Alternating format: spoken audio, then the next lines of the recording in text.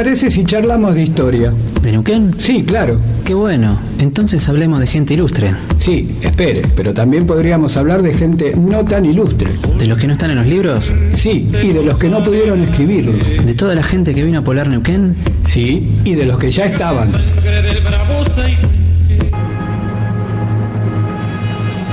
Oiga, tenemos que volver al año 1916 y evitar la fuga de presos y la tragedia de Zainuco.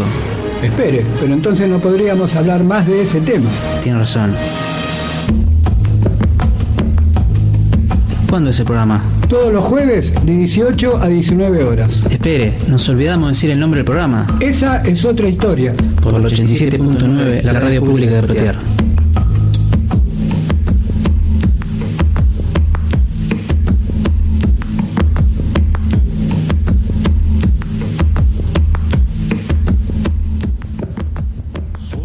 ¿Cómo anda, estimado Jorge?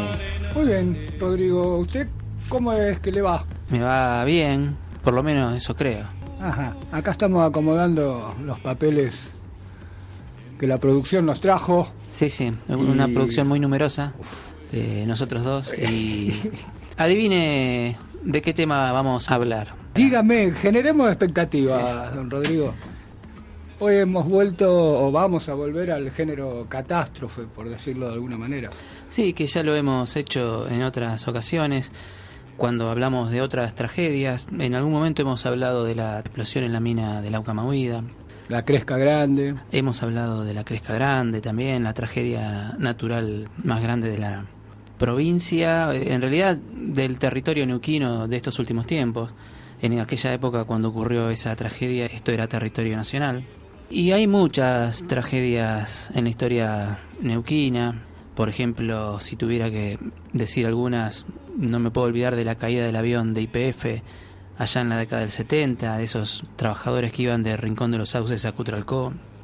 No me puedo olvidar, ya que estamos en el tema petrolero, ese colectivo que se incendió y que dejó calcinados a todos los ocupantes que iban desde Catriel hacia la zona de Rincón de los Sauces. Bueno, las tragedias mineras, ya dijimos, Aucamahuida en el año 47, no nos olvidemos de San Eduardo, 2 años después. En Taquimilán hubo 2 explosiones muy grandes, en las minas Santa Marta y la mina La Esperanza. Hubo algunas otras tragedias en época de la campaña del desierto, tragedias donde, por ejemplo, el cruzar un río se llevó numerosas vidas. Algún día vamos a hablar de la tragedia del Collón Curá, que es la que estoy recordando cuando hago esta enumeración de tragedia.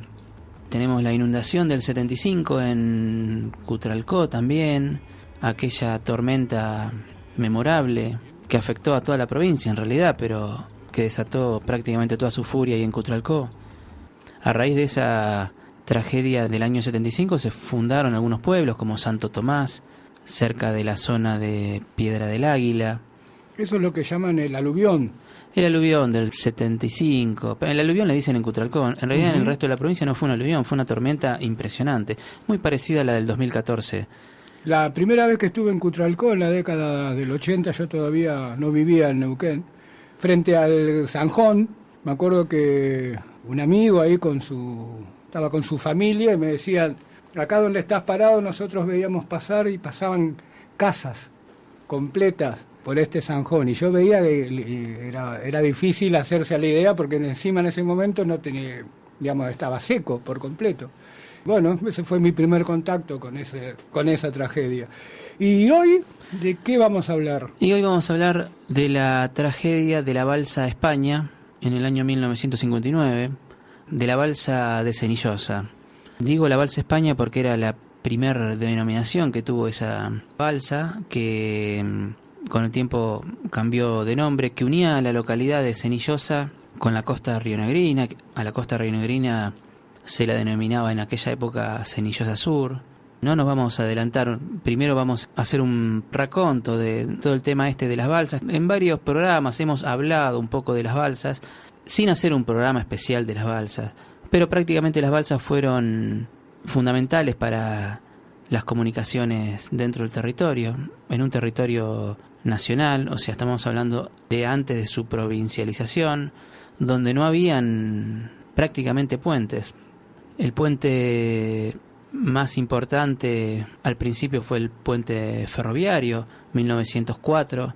Un puente que, si bien estaba hecho para ferrocarril, era usado habitualmente por la gente. La gente cruzaba a la orilla de enfrente por los durmientes del ferrocarril, con el consiguiente peligro, con el peligro de caerse, del vértigo que causaba ver el río, y más en aquellos momentos donde las corrientes del río eran muy grandes, el río era más ancho de lo que es ahora. Y bueno, con el tiempo fueron colocando tablas y empezaron a pasar caballos y empezaron a pasar también automóviles. Después el otro gran puente que se construyó en la zona, el puente carretero, en 1937. Y entre medio de todo esto, los puentes muy modestos que se hacían en toda la geografía del territorio, que eran puentes... ¿Precarios? Sí, iba a decir precarios, pero me parecía ya una obviedad. Eran puentes de media calzada, o sea que solo se podía pasar de a un vehículo. Los típicos puentes que vemos nosotros cruzando arroyos, cruzando ríos, solo se podían pasar de a un vehículo o de a un carruaje. Eran típicos de la geografía neuquina esos puentes de media calzada, hasta bien avanzado el siglo XX. No es que esto era en los principios de la época territoriana, sino que fue una constante grande, bastante habitual. Tanto es así que Francisco Torres, un gendarme que escribió un libro, Frontera Neuquina, ya por la década del 40, hace mención justamente a las penurias que tenían que hacer los pobladores, y obviamente ellos, los gendarmes, para poder cruzar los ríos en esos puentes donde pasaba un vehículo justito. O sea que si la persona que manejaba iba media distraída y se corría 20 centímetros, corría el riesgo de caerse. Ahora, en el dique Ballester, no sé si lo han cambiado en los últimos años, pero no hará mucho más de 4 o 5 años, sigue siendo una mano única el cruce. Uno lo esperan del otro lado, nada más que está señalizado, semáforos y eso, pero esa modalidad, digo, no sigue. Menos mal que mencionó el dique, porque si no iba a cometer un olvido muy grande. El dique también fue un puente muy importante. En realidad fue el primer puente carretero que cruzó el río Neuquén.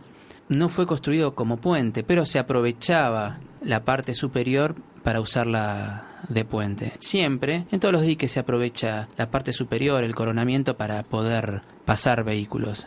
Y sí, es como usted dice, hay un semáforo y hay que esperar que pasen de un lado y después pasan los del otro.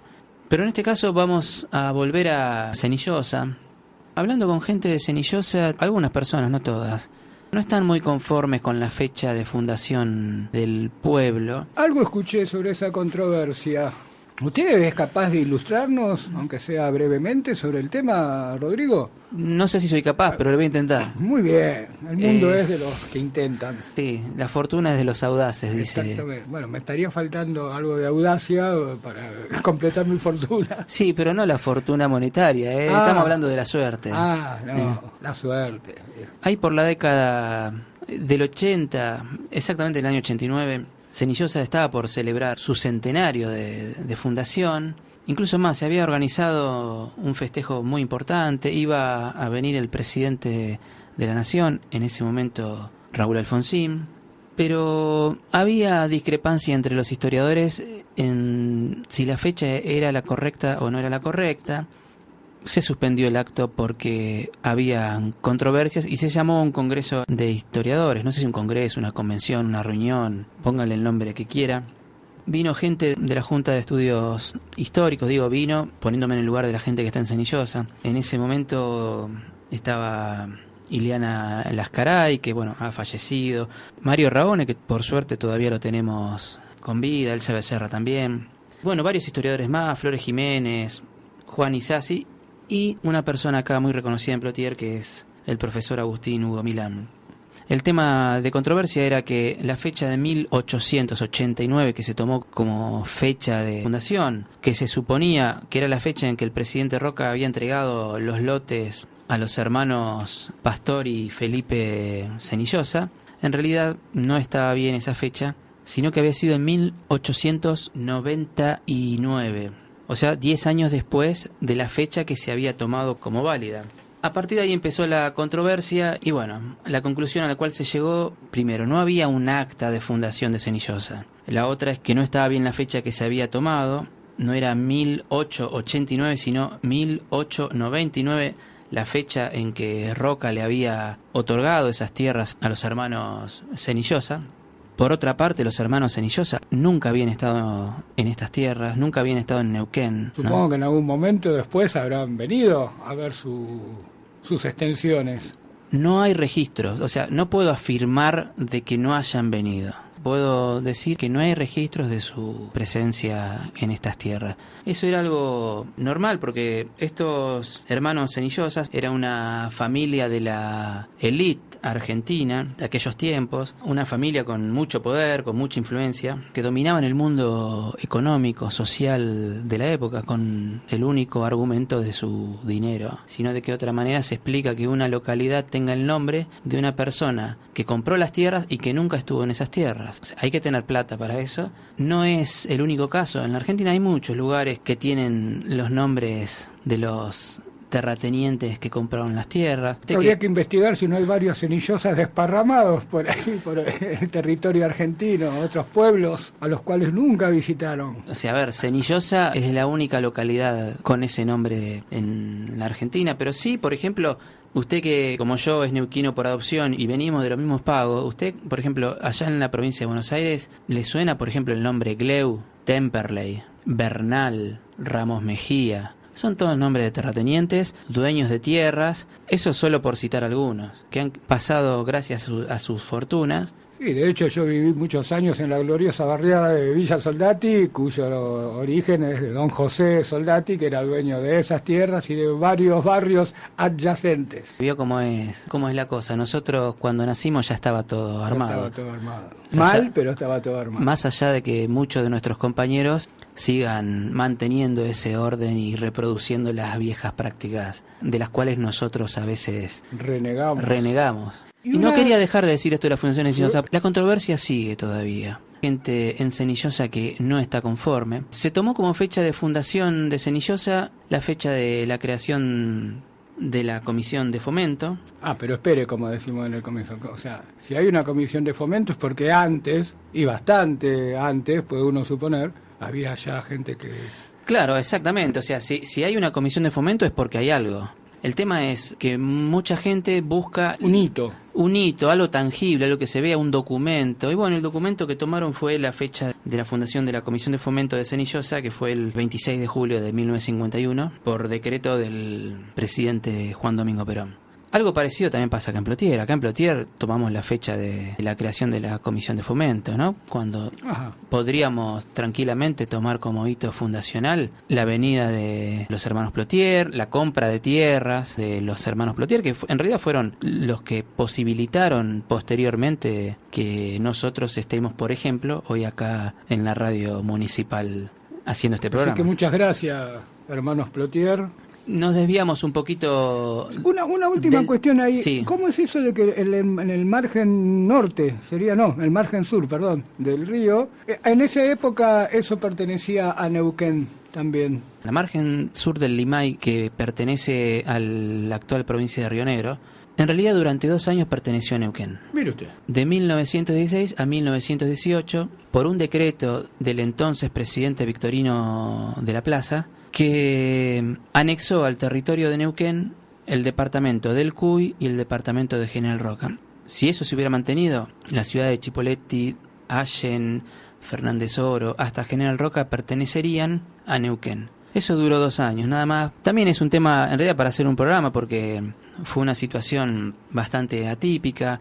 Habían construido un hospital en Allen y como... por la ley de territorios nacionales debía haber un hospital por territorio nacional y en el territorio de Neuquén no había ninguno. Como Río Negro tenía 2, tenía uno en Allen y otro en Viedma, era más fácil decir, bueno, Allen pasa a ser de Neuquén y tiene hospital que construir uno nuevo. Victorino de la Plaza, que era representante en el poder de las viejas mañas del viejo poder, sin importarle mucho, hace un decreto que el Congreso no ratifica. Pero bueno, en 1918 asume don Hipólito Yrigoyen, mucho más respetuoso de las atribuciones del Congreso, y como vio que el Congreso no lo aprobaba, dio por anulado ese decreto del presidente anterior y todo volvió a la normalidad. En ese lapso de tiempo, las comisarías rionegrinas pasaron a ser comisarías neuquinas. Eso fue durante 2 años. Pero bueno, eso ya es harina de otro costal. Y como usted bien dijo, como para otro programa. Da para otro programa. E incluso más, ¿sabe qué? Yo siempre veo los mapas de las divisiones departamentales de Neuquén en el tiempo. Incluso más, yo he hecho algunas también para publicar en la revista Más Neuquén.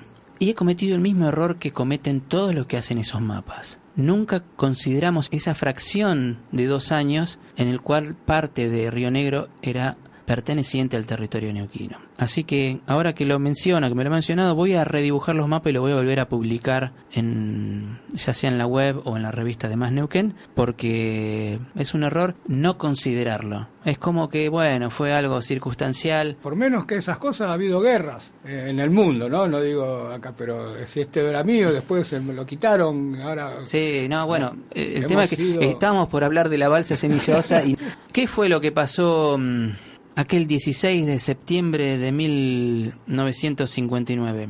Mire, hasta las 9:30 de la mañana, uno de los muchos días de esa balsa, que ya llevaba medio siglo, llevaba 40 años.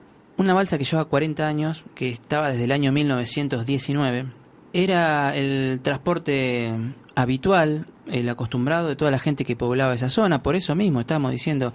¿Cómo van a poner la fecha fundacional de un pueblo en la década del 50 cuando ya esa balsa tenía un movimiento, tenía una actividad económica muy importante? Cenillosa ya tenía parador ferroviario desde el año 1913, había muchos pobladores, había negocios de ramos generales, había pobladores que los podemos identificar con nombre y apellido. Entonces, por eso es que nosotros recién decíamos que, bueno, no estábamos muy de acuerdo, más allá de que había que poner un hito para poner esa fecha. La balsa tuvo 2 nombres que estaban vinculados a la península ibérica. España se llamaba en sus comienzos, y Cenillosa posteriormente. ¿Por qué Cenillosa vinculado a la península ibérica? Y bueno, porque la historia familiar de los Cenillosa se inicia en España, especialmente en la zona de Cataluña. La balsa esa había cruzado durante décadas, centenares de veces, de un lado a otro, el torrente impetuoso del río Limay, que en ese momento no estaba regulado, no había ninguna represa, o sea que estábamos totalmente a la deriva en cuanto a caudal. Podían haber crecidas muy grandes, la balsa estaba expuesta a esas crecidas, también el ancho del río se modificaba constantemente. Digamos que hasta 1969, cuando empiezan los trabajos de las represas, el río fue totalmente un problema para la balsa. O sea, este hecho que estamos mencionando ocurre en el 59. Esa mañana del 59, el río había superado ligeramente los parámetros normales de anchura en esa zona. Según registros de la época, llevaba entre 150 y 170 metros, que era un porcentaje superior a lo habitual. Ese aumento de caudal, ese leve aumento como se reflejaba en la época, no fue muy tenido en cuenta por los balseros, que consideraban que no era peligroso, que estaban dadas las condiciones de seguridad para poder pasar. Ese día un ómnibus de la empresa El Valle, que llegaba a la localidad de Cenillosa a las 8 de la mañana, en realidad llegaba entre las 8 y 8 y cuarto, ese era el horario que marcaban los avisos de época, que llegaba de la ciudad de General Roca, llega a la zona de Cenillosa, hace su primera estancia en La Chiquita, que era un popular comercio de ramos generales, también era fonda, comedor para la gente de paso. Quiero mencionarlo, propiedad de Julio Contreras, porque quiero ir nombrando a los pobladores de esa época, precisamente por este tema, porque esa controversia realmente yo quiero colaborar. Hay mucha gente de Cenillosa que si podía ayudar con datos concretos de pobladores anteriores a la creación de la Comisión de Fomento. Entonces voy a tratar de nombrar a muchos de los pobladores para que se sepa que Cenillosa no se fundó por un decreto del general Perón, sino que tenía medio siglo de historia. En este momento hacemos una pausa y vamos a continuar explicando qué fue lo que pasó, cuál fue la tragedia, aunque ya se pueden imaginar, siendo una balsa, qué es lo que pasó. Vamos a ahondar un poco en detalles.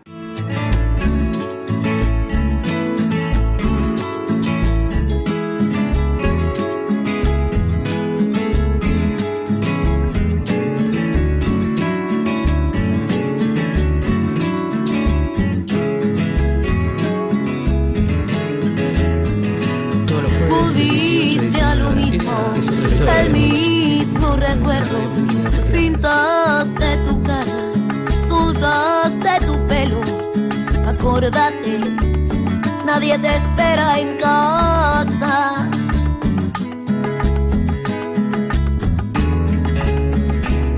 Soñaste tu vida, pero no te alcanza, pusiste la meta, febrero te aplasta. Acordate, nadie te espera en casa.